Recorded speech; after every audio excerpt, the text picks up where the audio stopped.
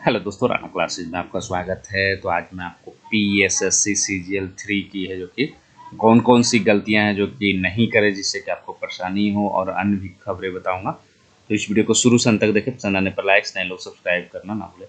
क्योंकि फॉर्म है जो कि आप देख रहे हैं 14/4 से और 17/5/2022 तक भराना, और लगभग जो है आपको 16 से 17 दिन है जो कि फॉर्म के हो गए। बहुत सारे लोगों ने है जो कि गलतियां करनी है जो कि शुरू हो गई है।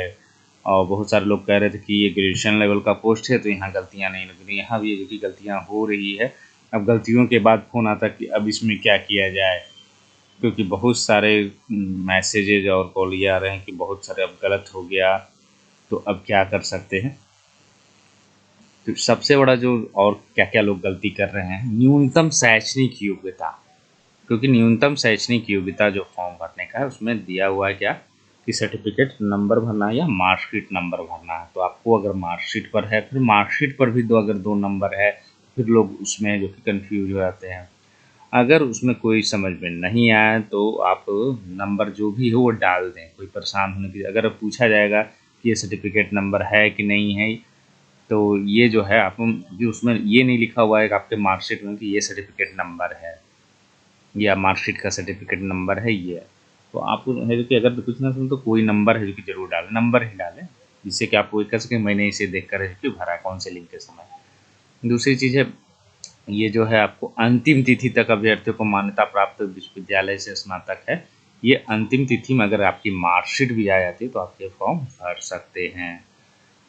और कुछ कंडीशन ऐसे भी आए कि एजुकेशनल क्वालिफिकेशन ही गायब हो गया, नेक्स्ट स्टेज पर चलेगा और एक्सेप्ट भी हो गया और वो फॉर्म भी भरा गया। तो ये तो बहुत बड़ी गलती है। आपने जब एजुकेशन क्वालिफिकेशन है जो कि यस भले ही भर दिया, या ये भी हो सकता है कि आपने क्या आप पात्रता जो कि धारित रखते हैं तो उसमें आपने नो कर दिया होगा, इसीलिए वो ब्लैंक चला गया। इसीलिए जो कि आप लोग जो कि सावधान, और इतनी बड़ी बड़ी गलतियां हो रही है, इसका मतलब कहीं ना कहीं जो कि असावधानी अभी अभी भी साइबर कैफे पर भरोसा है कि लोगों को छूटा नहीं है।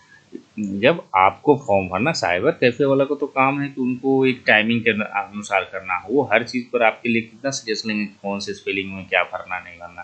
तो आप लोग साइबर कैफे पर कम से कम अभी भी भरोसा छोड़ दे।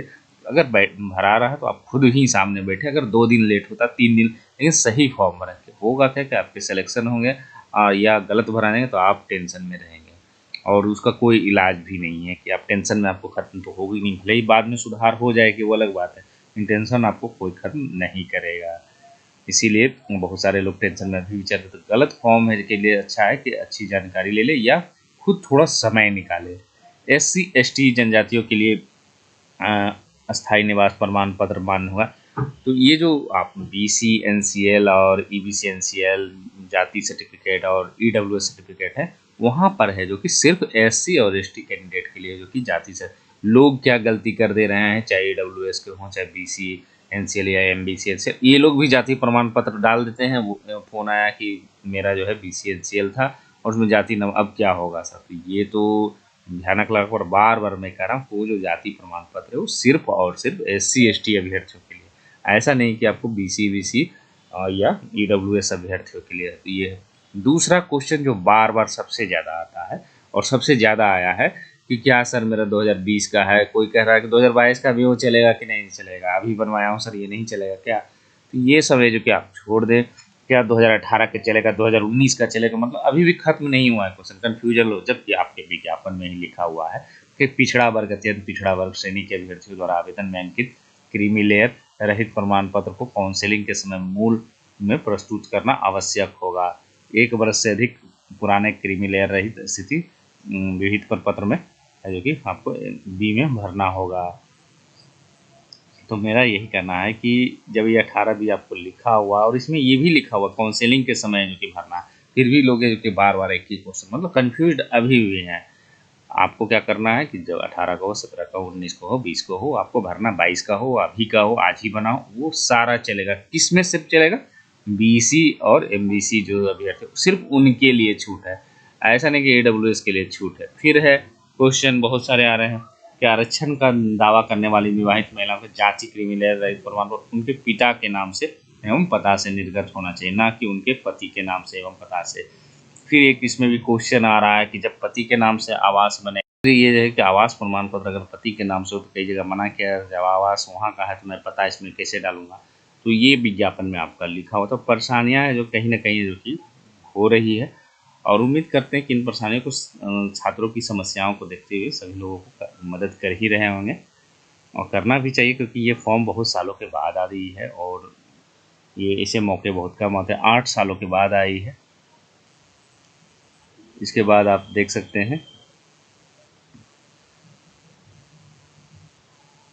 प्रारंभिक परीक्षा के लिए ऑनलाइन आवेदन प्राप्ति की अंतिम तिथि तक जो अभ्यर्थी जिस आरक्षण में श्रेणी में होंगे वही मान्य होगा। मतलब क्या है, एक चीज और ये जो है कोटि आरक्षण कोटि में बदलाव, इसलिए गलत अभी नहीं भरें। बीसी और ईबीसी जो गलत आप लोग भरते, ज़्यादातर लोग इसी, कई लोग तो अपने ये भी नहीं जानते, अभी भी हालात ये हैं कि वो किस कैटेगरी में आते हैं, बीसी में आते हैं, ईडब्ल्यूएस में आते हैं, जनरल, वो क्लिक कर देते हैं, साइबर कैफे कोर्स डाल देता हूँ हो जाएगा।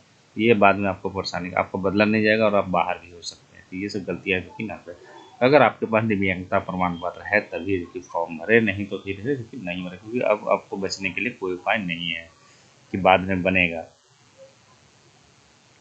फिर है बहुत सारे जो नियोजित शिक्षक हैं उनके लिए आ क्या रेगुलर सर्विस में कि 3 वर्ष की है, तो रेगुलर सर्विस आपकी नहीं मानेंगे तो उसमें आपको ऐसे भी 3 साल से ज़्यादा भी है तो नो, 3 साल से कम है तो ऐसे भी आपको कॉलम नहीं भरना है। उसके बाद आते हैं अभ्यर्थी द्वारा प्रारंभिक परीक्षा के ऑनलाइन आवेदन करते समय किए गए दावे प्रमाण पत्र बार नंबर तिथि एवं निर्गत सक्षम प्राधिकार ऑनलाइन आवेदन में अंकित किया जाना अनिवार्य है।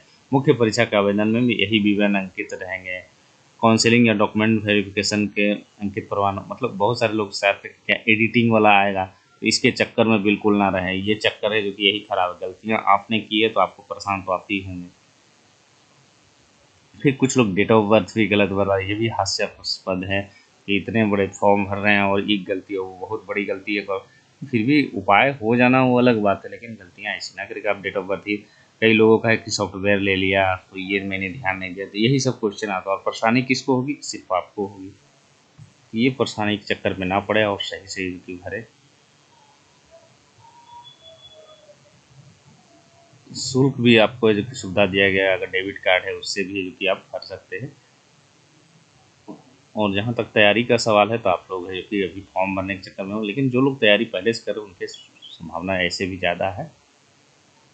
और ये सिलेबस वाइज है जो कि आपको पढ़ाया जाएगा और जल्द ही जो कि डिजिटल बोर्ड के आधार पर है जो कि आपको हर सिलेबस वाइज फिर से शुरू किया जाएगा। अब आते हैं दूसरी खबरों पर। जेपीएससी है जो कि का रिजल्ट है जो कि जारी किया गया है और इसमें जो है आपको इंटरव्यू का डेट भी दिया हुआ है आपको 9/5 से 16, मतलब बहुत कम समय है जो कि दिया गया है। और साक्षात्कार हेतु सफल अभ्यर्थी 8/5 और से 15/5 तक पूर्वाह्न 10 बजे एवं साक्षात्कार जो है क्रमशः 9/5 से 16/5 तक है जो कि होगा, मतलब एक दिन बढ़ाकर किया गया है। साक्षात्कार के में सम्मिलित अभ्यर्थियों का स्वास्थ्य और जांच अगले दिन सदर अस्पताल रांची में निर्धारित किया गया है। ई कॉल लेटर 2/5/2022 को डाउनलोड होगा। उसके बाद कोई प्रॉब्लम है तो आपको दिया गया काउंटर भी है, नंबर भी है, इस पर है जो कि पूछ सकते हैं। और ये रिजल्ट है जो कि आपको जारी कर दिया गया है और 802 उम्मीदवारों को है जो कि सफल घोषित किया गया। तो सभी सफल अभ्यर्थियों का हार्दिक बधाई कि आप है जो कि साक्षात्कार के लिए समय दिया गया है, तो आप लोग मेंटली है जो कि तैयार हो जाए। और ये पूरा डिटेल दिया हुआ है कि आपको कब से कब तक है, किस रोल नंबर का है जो कि होना 9:30 बजे है जो कि 10 बजे से ये है अभिलेख का सत्यापन फिर होगा। इस तरह से पूरी प्रक्रिया बारे में जो कि दिया हुआ है, आप लोग अपना देख ले। और डॉक्यूमेंट्स है जो कि रेडी रखें, डॉक्यूमेंट्स में लापरवाही नहीं करते, अगर जहाँ तक संभव हो देख सकते हैं आप स्नातक डिग्री का प्रमाण पत्र, अंक पत्र, झारखंड राज्य के अनुसूचित जनजाति, तो सारा AWS और ये जो है अत्यंत पिछड़ा वर्ग, ये सब आप है जो कि इतने प्रमाण पत्र जो कि आपको ले जाने हैं और ओरिजिनल और फोटोकॉपी है जो कि ले जाए।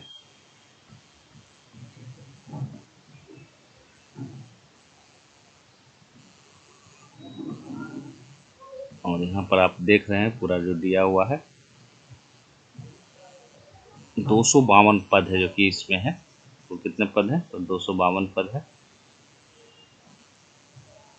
2 मई से इंटरव्यू लेटर तो मिलेगा है।